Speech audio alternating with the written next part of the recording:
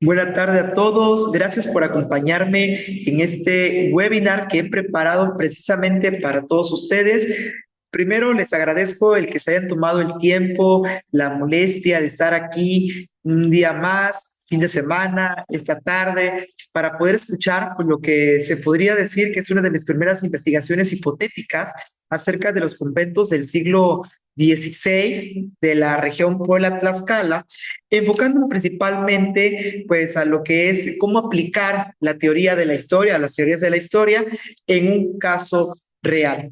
Bueno, entonces, como les decía en un principio, he preparado este webinar, el cual lleva como título El águila y el jaguar en los muros del siglo XVI. Entonces, pues, sin más por el momento, espero que la plática de hoy pues sea muy enriquecedora para todos ustedes y que pues disfruten y puedan también compartir sus opiniones. Les pido por favor que si tienen alguna duda, comentario, bueno, hagan sus anotaciones acerca de lo que hoy se abordará y al finalizar la breve charla, pues daremos apertura para escuchar cada una de sus opiniones. Bien, imaginen que fui a revisar 5 conventos para estudiar este proceso de conquista espiritual, de evangelización. Si retomamos un poco del contexto de lo que estamos hablando de esa transición de que una vez de que se consuma la conquista material con la caída de México Tenochtitlan en 1521, pues ahora llega este proceso que, bueno, ya desde unos años atrás empezó lentamente, pero que después de la caída de Tenochtitlan, pues empezó a tomar una mayor fuerza, ¿no? Que es este proceso de evangelización. En los inicios, los evangelizadores tuvieron un trabajo algo laborioso, ya que pues era muy difícil o complicado, si es que me permiten utilizar dicho término, transformar a los indígenas a la fe cristiana debido de que pues ellos primero se encontraban con diferentes obstáculos como la lengua, así que las diferentes o las variantes de religiones, de deidades que había en el mundo mesoamericano. Entonces, para empezar este proceso de evangelización o dónde podemos ver este proceso de evangelización en los años posteriores a la conquista, pues están muy reflejados dentro de lo que es la cuestión arquitectónica. Aquí cabría la oportunidad de destacar un concepto que es muy importante, que es acerca del arte tequitqui. Pero retomando lo que yo les decía al principio, imaginen que fui a revisar 5 conventos de la región Puebla-Tlaxcala para estudiar precisamente todo eso de lo que les acabo de decir, que es el proceso de evangelización. Pero ¿cómo es que vamos a ver esta evangelización dentro o en los muros de dichos conventos? Al estar ahí, permítame tantito, voy a hacer una pausa. Se está descargando tantito mi computadora, conecto y ahorita continuamos.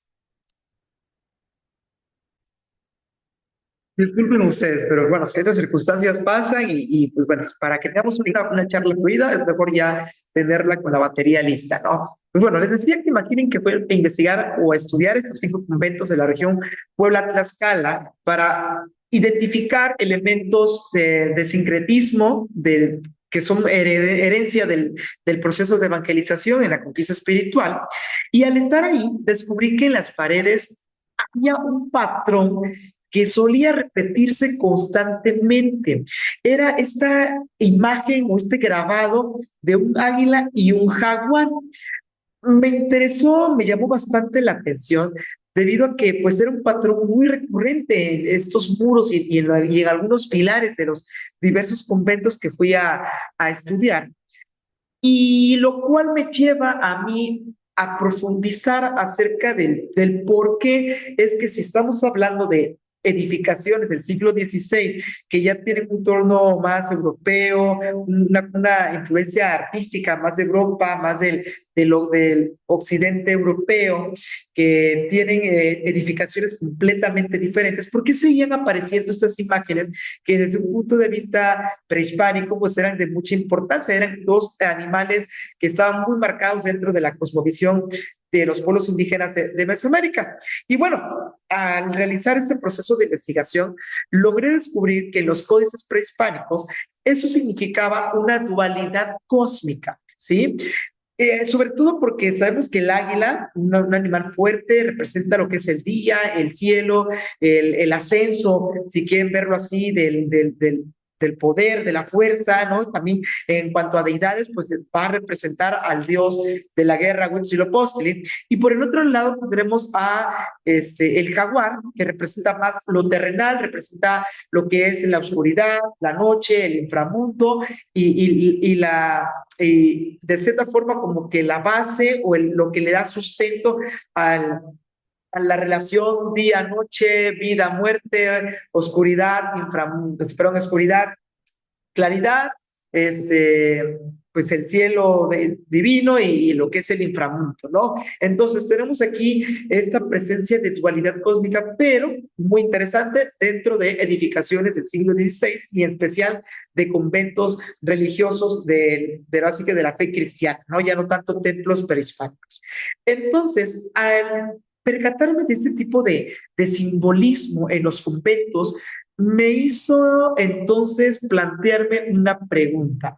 ¿Esto solo es una decoración o realmente los indígenas estaban plasmando en secreto? Porque también hay que aclarar que había como un cierto rehúso a que los indígenas pues querían convertirse a la fe cristiana, tanto así que se prohíbe, ¿no? Que los indígenas sean castigados por el Tribunal del Santo Oficio debido a que pues no podíamos de cierta forma imponer tan rápido un cambio, ¿no? Teníamos que ir de forma gradual. Entonces, la pregunta que me planteo es, ¿esto solo es decoración o realmente los indígenas estaban plasmando en secreto su cosmovisión en los muros de los diferentes conventos en los cuales pues yo pues visité, ¿no? Ese es realmente el problema que yo logro identificar, que me lleva a realizar pues a mayor profundidad el tema, ¿no? Para esto, yo recurrí a la metodología de las fuentes históricas, por ejemplo. Primero, para resolver este dilema, tuve que entrar a mi primera fase de investigación, que fue la fase heurística, en la cual, pues bueno, yo realicé una búsqueda y una organización, una clasificación de las fuentes disponibles para poder analizar y comprender el significado de ese simbolismo del águila y del jaguar en los conventos, ¿no? Tengo dos tipos de fuentes. Primero, mis fuentes materiales, que son las fotos y el registro como tal que tomé o que logré captar de los muros de dichos conventos, y por el otro lado, mis fuentes documentales consistentes en los códices coloniales.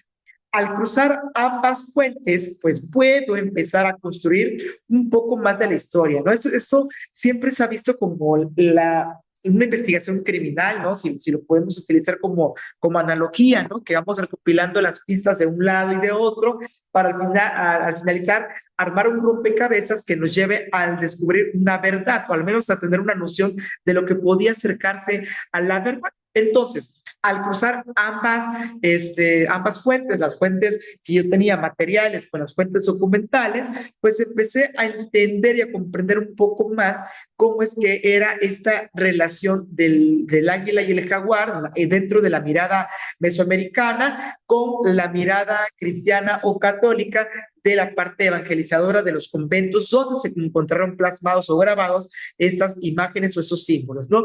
Por un lado, dentro del pensamiento de la mirada mesoamericana, pues el águila y el jaguar vienen simbolizando esta dualidad gobernante, ¿no? El sol frente a la tierra, el cielo frente al inframundo, el fuego frente al agua, la encarnación, lo que yo les decía, ¿no? El día, la noche, el cielo y la tierra, ¿no? Y por el otro lado, dentro de la mirada evangelizadora, pues algunas órdenes religiosas buscaban adoptar esos símbolos para poder llevar o brillar a encaminar a los indígenas pues a la fe cristiana, ¿no? El que vean que tanto los templos que ellos tenían en la época prehispánica con las nuevas iglesias que se construían tenían una cierta relación, lo cual pues hacía creer a estas personas, a estos pueblos indígenas, de que era exactamente lo mismo y que podían ellos acudir igual ahí mismo a adorar o a rezarle a sus dioses, ¿no? Por ejemplo,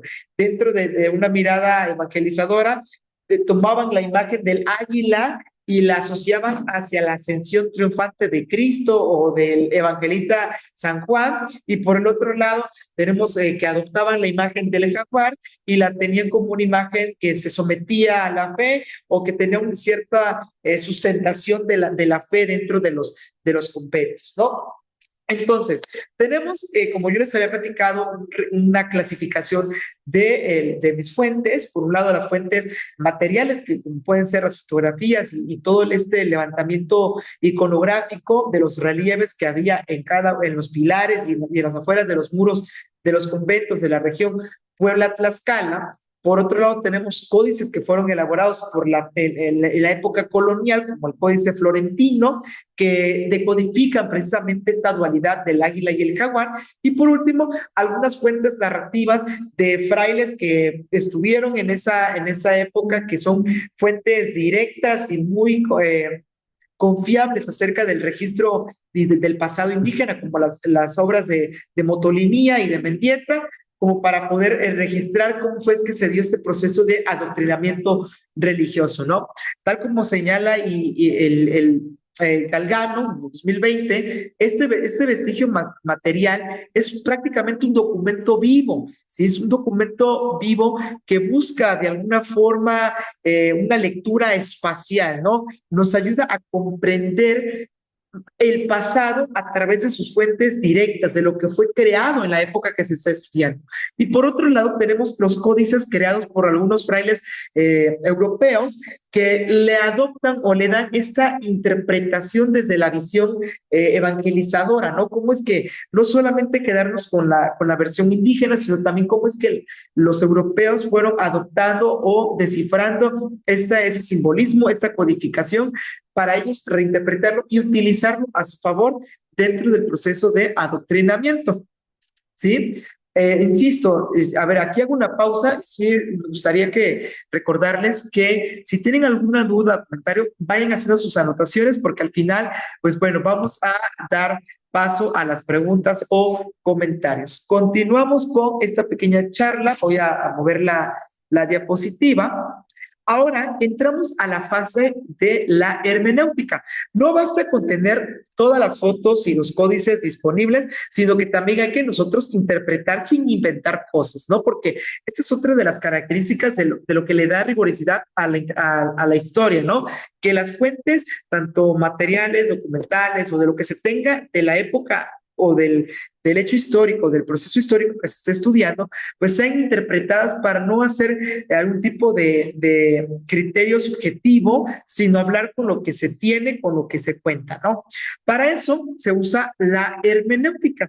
En este caso, yo aplicaré o apliqué, mejor dicho, el uso del método de la historia cultural para ver cómo es que se fusionaron dentro de este mestizaje cultural, de ese sincretismo, cómo se mezclaron ambas culturas, la europea, la fe cristiana, con la visión o cosmovisión mesoamericana y su simbolismo, ¿no? Y por el otro lado, utilizaré el método iconográfico para analizar el significado, la interpretación oculta de las imágenes de los grabados que se encuentran en los distintos conventos del siglo XVI. Aquí mi hipótesis central es que los frailes veían el símbolo cristiano, veían símbolos cristianos en el águila, mientras que los indígenas seguían adorando su dualidad. Es decir, volvemos a tocar este punto donde los cristianos utilizaban la imagen del águila y del jaguar para poder llevar a este adoctrinamiento a los indígenas, y por el otro lado, esta resistencia indígena de someterse a la fe cristiana y seguir adorando de forma oculta, secreta, la dualidad desde su cosmovisión. Ahora bien, esto es parte de lo que yo he creado dentro de mi hipótesis de investigación, de lo que yo he, pues de alguna forma, logrado recopilar del planteamiento del problema que me he llevado después de observar esos grabados en los conventos. Y pues bueno, como les pedí al principio, de que tomaran notas. Me gustaría, en este momento, doy la apertura, me gustaría escuchar si alguien tiene alguna duda, pregunta sobre cómo es que logré clasificar las fuentes o los métodos que elegí. Y pues para eso voy a dar la apertura de que ustedes activen su micrófono, obviamente levantando la mano y me hagan externar sus dudas, comentarios, opiniones, que todo es bienvenido.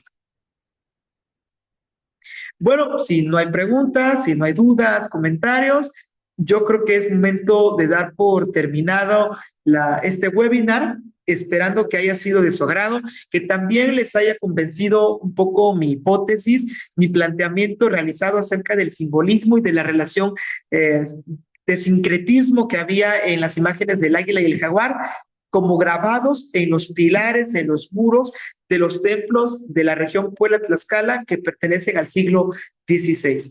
De mi parte ha sido todo. Agradezco nuevamente su valiosa presencia en este webinar, esperando compartir con ustedes una charla más en otra ocasión. Hasta luego.